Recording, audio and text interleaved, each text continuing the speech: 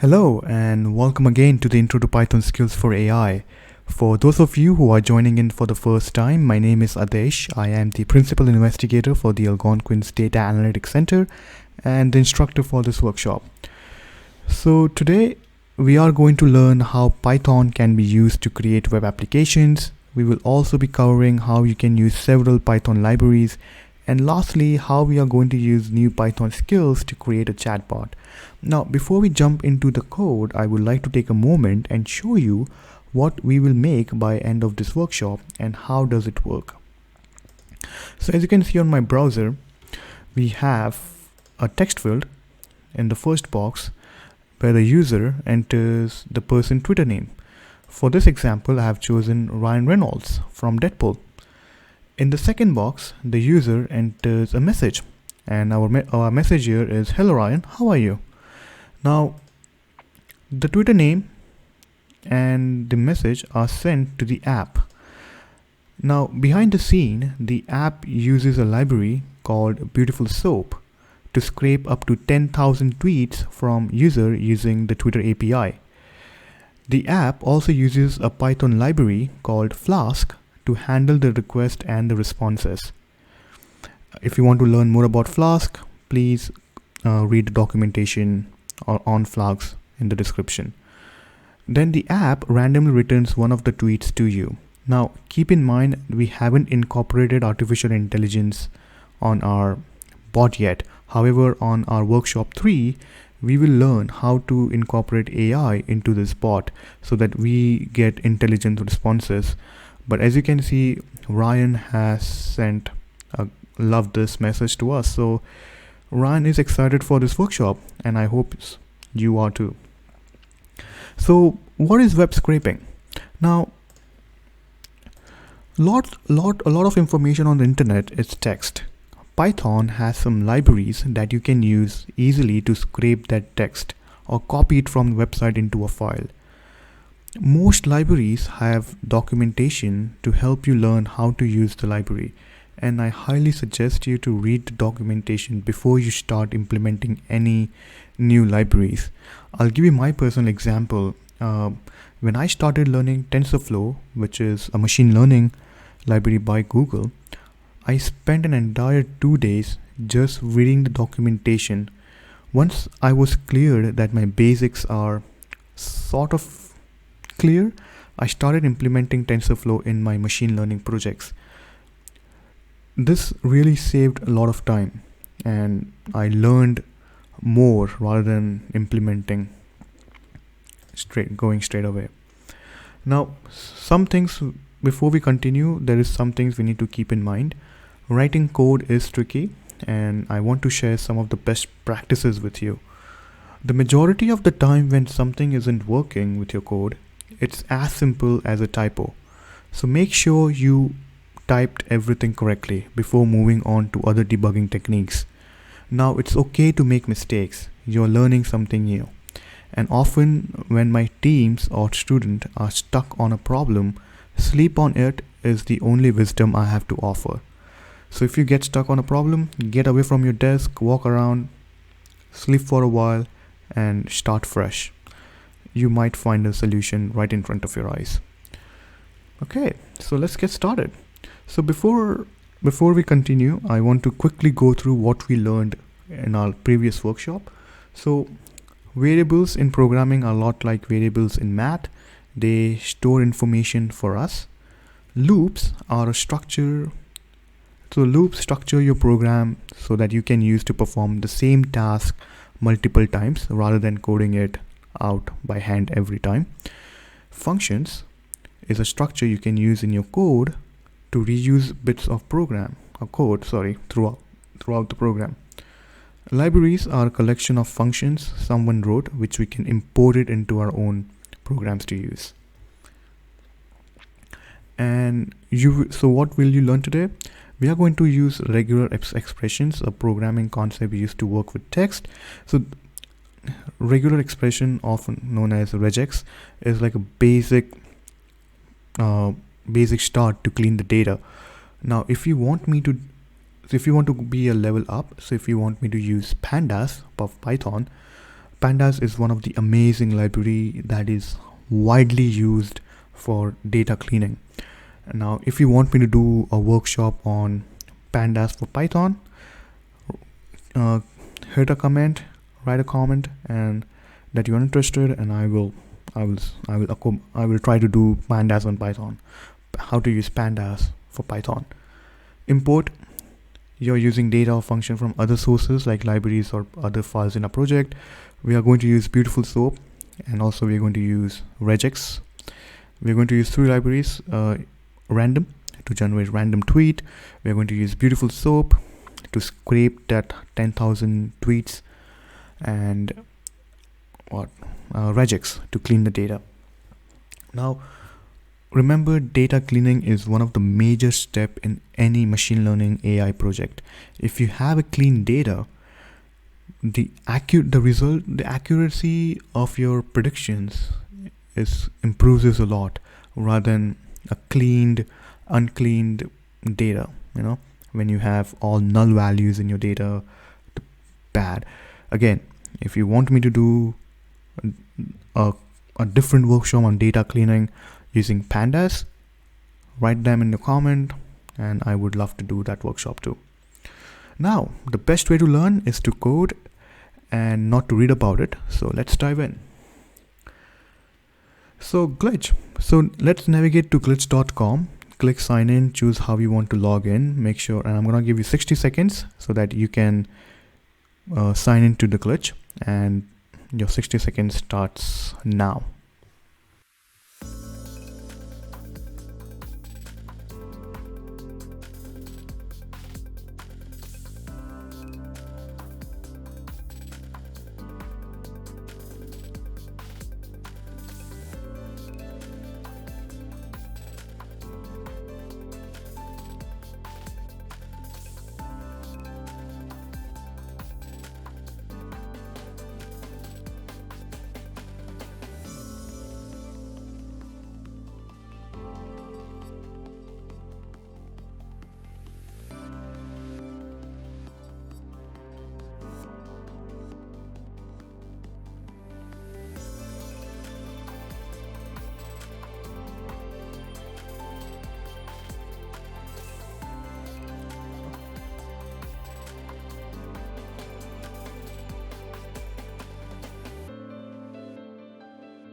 Okay, and also let's get the code that we will be using for this workshop. Now, the code, to get the code, I have put the link to the code in the description below. So get the code and make sure you remix your own so that you have a copy of the code onto your account.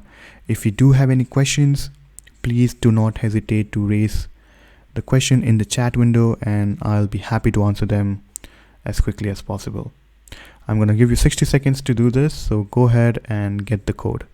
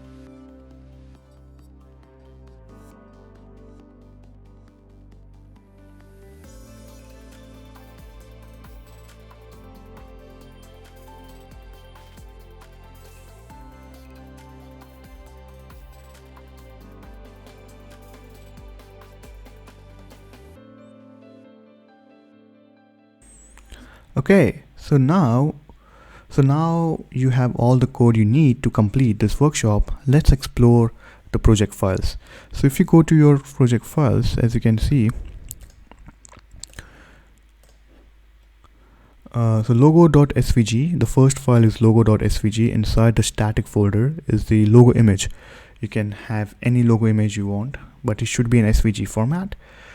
Script.js is a JavaScript file that adds the bot responses to the center box of the web page, which is this. This is done by JavaScript.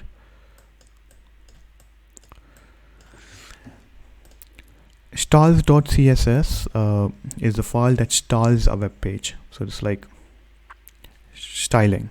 So this has been done by CSS, all the styling of the web page. Homepage.html, which is inside the templates, is a file that provides the structure of our web page, such as text fields where the user types their question. This one.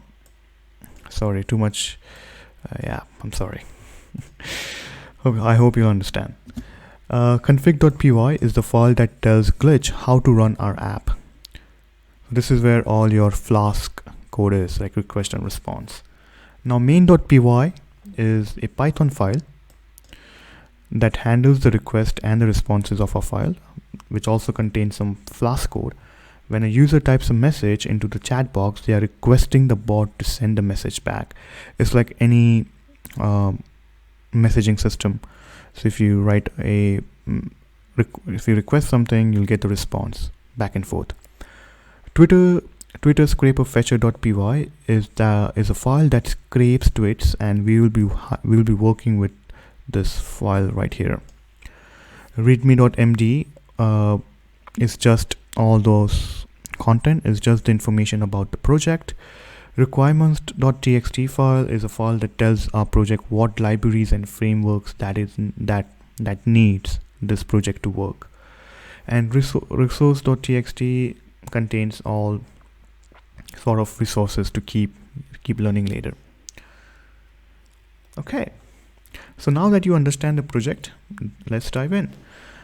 Now, how to run the project? Now, there are a couple of ways you can run the project. So if you click on show on your top left corner, preview your app. So you can run the show app clicking the show in the top bar, and you can do it in a new window, or you can do next to this. I usually prefer next to the code so that I know what's happening, what's going on. But if we try to use the app right now, we will get an error message because we haven't wrote any functions to scrape the data, to clean the data, and generate the response. So if you want to try, so let's say you're talking to me right now, Adesh Shah, hello Adesh, nice workshop. It will throw you an error saying that sorry, I could not process that, try again please. So that means that there's an error in our code, and we haven't written any Python code or functions to actually make it work. Okay, so let's write some code. So if you open Twitter scraper fetcher, and if you can see over here, we have 3 empty functions. We have get elements, we have get user tweets, and clean tweets data. Now get elements returns all the data from a Twitter account. For example, was Ryan Reynolds. So all the tweet inside the Ryan Reynolds account got scraped and was stored in some sort of variable. Now the other function, it get user tweets, extract the data tweet from the elements data. So the first part was to get the Twitter handle. The second part is to get the Twitter data, and the third part is actually we are using regex expression, regular expressions, to clean the data. So like removing emojis, URLs, and other data we don't want from the tweets, which are cluttered to our messages. So we're gonna get rid of those. Okay, so as you can see on our first line, we have import. We are going to use request and beautiful soap to help us scrape the data from the Twitter, and we have import re, which is a regular expression which we will use on a third function to clean the data. And we have some contents over here. We have Twitter URL, so we're going to work with Twitter URL first, and also with the first function. So let us get the Twitter account first with the first function, get elements. Now this function has one parameter, Twitter handle, which represent a Twitter username. So let's go ahead and create a Twitter URL, and now this work by adding 2 strings together. So we have URL, that is Twitter URL. Twitter URL, adding my Twitter handle, my parameter,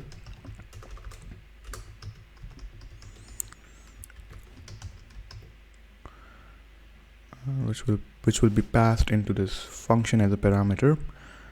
Now, to understand how this will look, the URL, so if we print out this URL, this will look like, so let's say you have HTTPS, we are getting to the URL from here,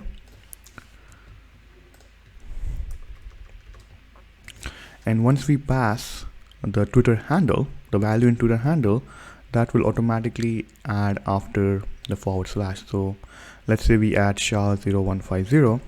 So the Twitter handle will look like this. So this function output will look like this. Then we are going to use request library then we are going to use request library to return all the HTML data from that web page. So its response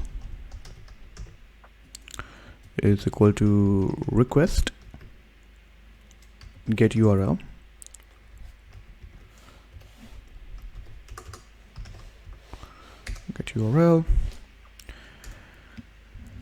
and from the response we receive from the web page, we just want the content.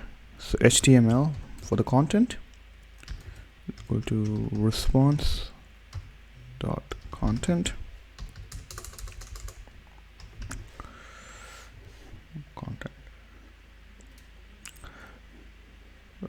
also we need to use beautiful soap to scrape the data. So let's create a variable called soup, which is a new beautiful soap object,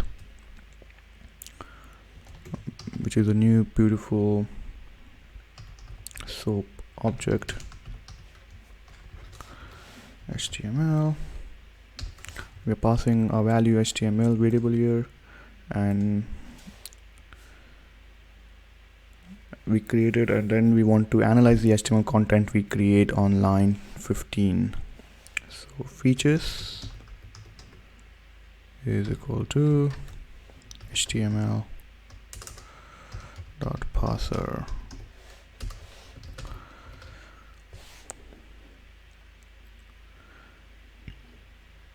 Now what we're gonna do is we're gonna put our soup variable to use and asks us to find all the relevant information we need and return it. So whatever information we find in this URL, and we're going to return it in a function.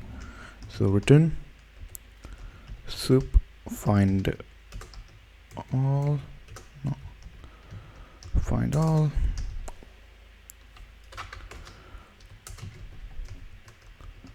content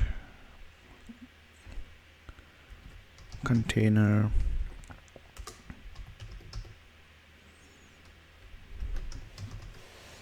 tags attributes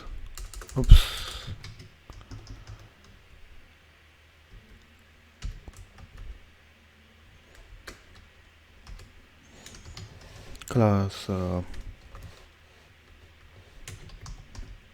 content class name.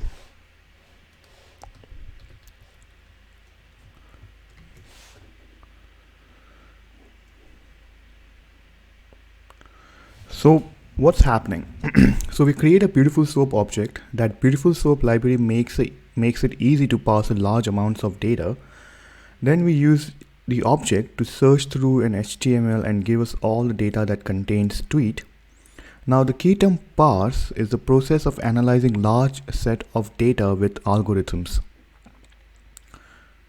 So that's our first function to get the Twitter handle. Interesting, right? If you do have any questions, please do not hesitate to ask in chat, and I'll be happy to answer all the questions. Now let's move on to next function, which is to get user tweets. This will return a list of Twitter users' recent tweets.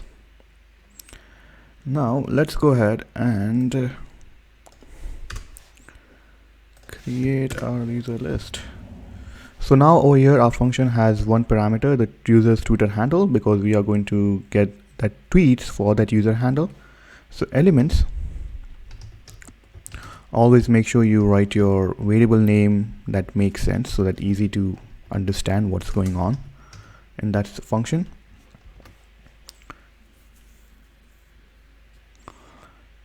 So we are going to call our function get elements in our function here in the function. So function within the function, Twitter handle. So that's it. That's our first. We call our first function. Now we create an empty list called tweets. This is going to contain a list of tweets we extract using Beautiful Soap. And then we are going to loop over each item in the elements list. Then for each of those items, we loop over all of the content. So this is like a for loop within the for loop. So loop within the loop. So for new line, for post in elements, and for text in post contents.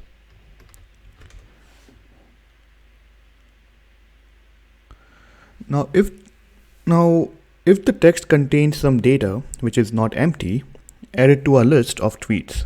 So when we get the data, if the text is not empty, we are going to add in our tweets list here. All right. So let's write a decision. Let's write a comment first. Check if line contains real text. So if text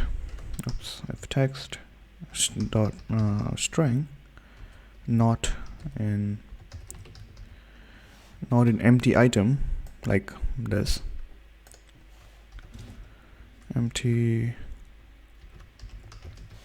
items, we're going to append all our tweets. So remember last week we covered append, so we're going to append the tweet into our list here. Append text string, and then we're going to return tweets, and then return all the tweets with the list. So what's happening? Let's review the code. So we have a loop inside a loop. What we are doing is looping through all of the HTML elements and checking the text to see if they contain information. If they do, we append it to our list of tweets, and then we return the list of tweets that we created.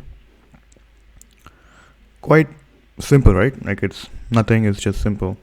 Now let's call this function. We haven't already called this function. We'll clean the data after this, but let's call this function.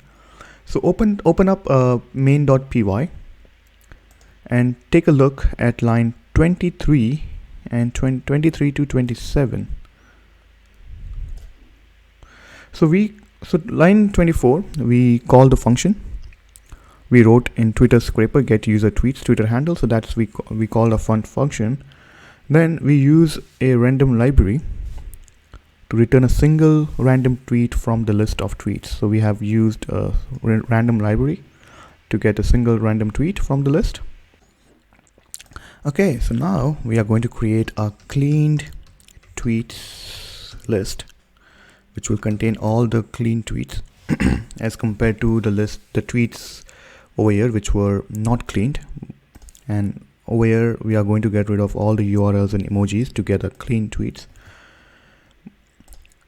And now the URL, so we're going to write a for loop, a for tweet in tweets text without emoji is equal to emoji pattern. Emoji pattern, we are calling it from here. That's a variable. Substitute or again, guys, if you want to get all the code, it is on the I'll add all the code in resource.txt so you guys can play around. Not play around, but if you want to copy and paste into your, if you miss something and if you want to copy and paste in the functions, please do so. Or even want to check the error if you come across any error. And text without URL URL pattern or variable URL pattern, substitute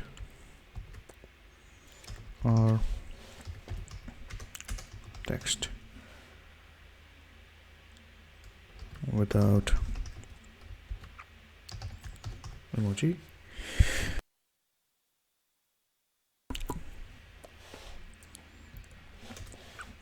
Now we're going to append all our clean tweets into the list. So clean tweets append mentions pattern substitute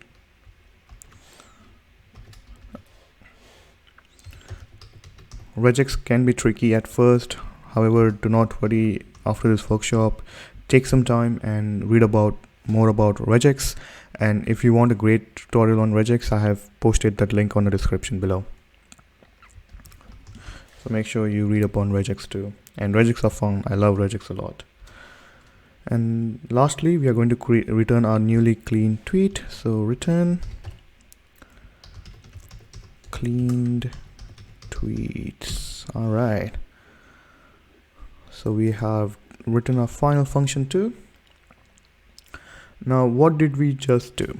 So you created a new function that will remove all sort of unnecessary characters from our tweets, because that information doesn't play any value to us. However, if you want to do sentiment analysis, sentiment analysis on a Twitter data, emojis play a critical role, because Twitter is all about people talking in emojis, and that can say what is the sentiment of that tweet is. So depends on the use cases, depends on a different scenario. Now, once we have created the function, we need to call it. Now, the challenge for you guys is, so let's head back to main.py. Now, where we will call our function. So challenge, can you work out where to put our new clean tweets data function? I'm gonna give you 60 seconds to do that.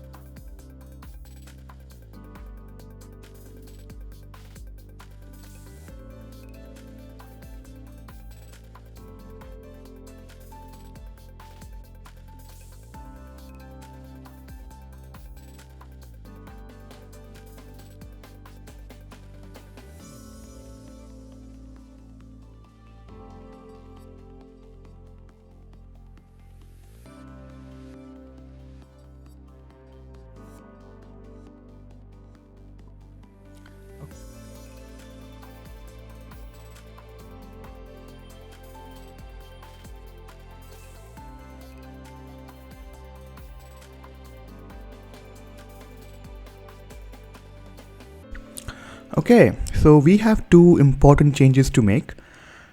So first thing is we need to call our newly function, which is clean data. So cleaned tweet. Do not worry about the preview. We will get to it later on.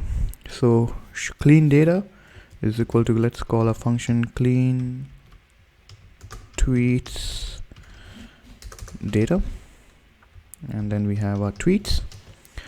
Now the other important changes is to change random.choice parameter to our clean data, because over here we have unclean data, but we have to change it with our clean tweet because it will get rid of all the emojis and the URLs which you don't need. Okay, so that's our solution to this thing. Now before we run our application over here, I want to quickly go over our main.py file.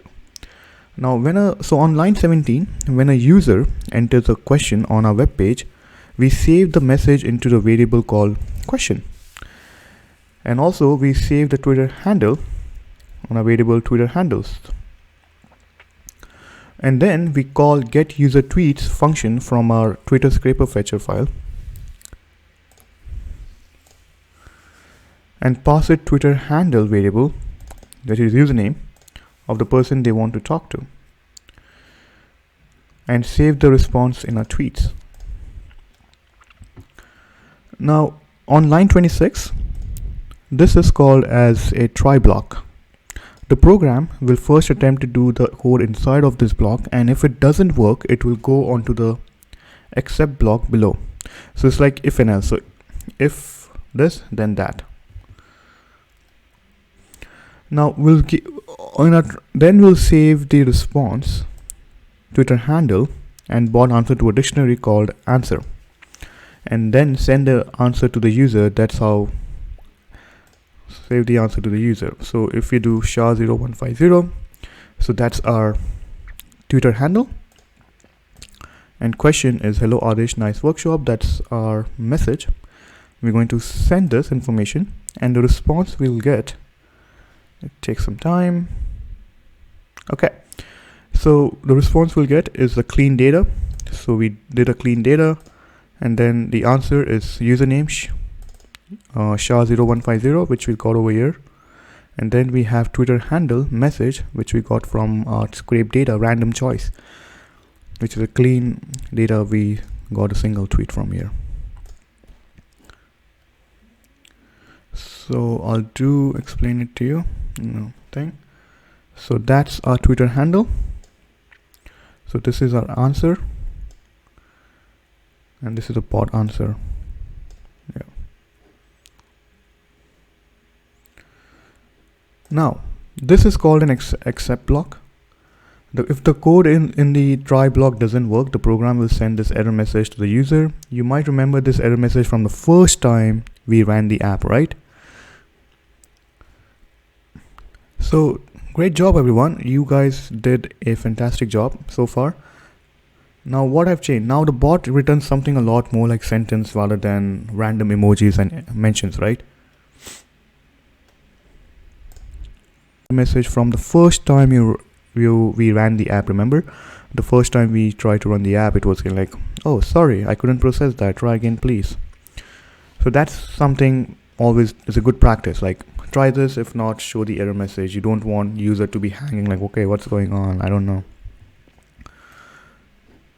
So please go ahead and try this app, and let's see what response you get. If you face any issue, please do not hesitate to ask me question in the chat. I'm available in the chat. Now what have changed? So now the bot returns something a lot more like sentence rather than random emojis and mentions. However, remember, to do sentiment analysis, it totally depends on your domain, but emojis on Twitter data play a very important role. So what's next? We did a fantastic job so far, but hold on, next is much more exciting. So in the next workshop, we are going to incorporate artificial intelligence so that our app actually responds to our message rather than just returning a random tweet. So for example, who do you want to chat with? Neil Tyson. Hey Neil, tell me something cool.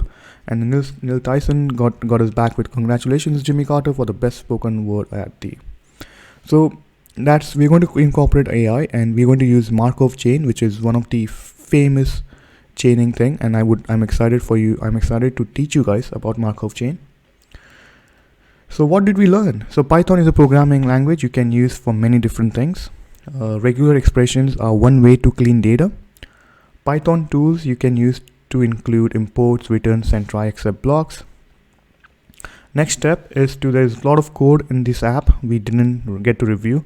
Try to read it and understand it on your own. If you do have any issues, please do not hesitate to reach out to me. Check out Code Academy's free Python lessons, and please take the third workshop, because third workshop is very exciting. Once again, great work, great job everyone, and as always, thank you for watching.